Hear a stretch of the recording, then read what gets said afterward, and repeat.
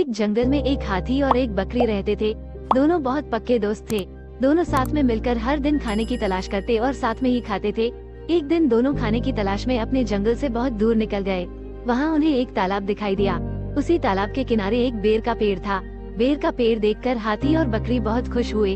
वो दोनों बेर के पेड़ के पास गए। फिर हाथी ने अपनी सूंड से बेर के पेड़ को जोर से हिलाया और जमीन पर ढेर सारे पके हुए बेर गिरने लगे। बकरी जल्दी जल्दी गिरे हुए बेरों को इकट्ठा करने लगी। संयोगवश उसी बेर के पेड़ पर एक चिड़िया का घोंसला भी था, जिसमें चिड़िया का एक बच्चा सो रहा था और चिड़िया दाने की खोज में कहीं गई हुई थी। बेर का पेड़ जोर से हिलाने के कारण चिड़िया का बच्चा घोंसले से बाहर तालाब में गिर पड़ा और डूबने लगा। चिड़िया के बच्चे को डूबता हुआ देखकर उसे बचाने के लिए बकरी तालाब में कूद गई, लेकिन बकरी को तैरना नहीं आता था। इस वजह से वह भी तालाब में डूबने लगी। बकरी को डूबता हुआ देखकर हाथी भी तालाब में कूद गया और उसने चिड़िया के बच्चे और बकरी दोनों को डूबने से बचा लिया। इतने में चिड़िया भी वहाँ पर आ गई थी और वह अपने बच्चे को सही सलामत देखकर बहुत खुश हुई। उसने हाथी और बकरी को इसी तालाब और बेर के पेड़ के पास रहने के लिए कहा।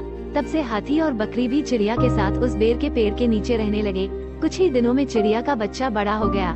चिड़िया अपने बच्चे के साथ जंगल में घूम कर आती थी और हाथी और बकरी को जंगल में किस पेड़ पर फल लगे हैं इसकी जानकारी देती थी। इस तरह हाथी, बकरी और चिड़िया मजे में रहते और खाते पीते थे।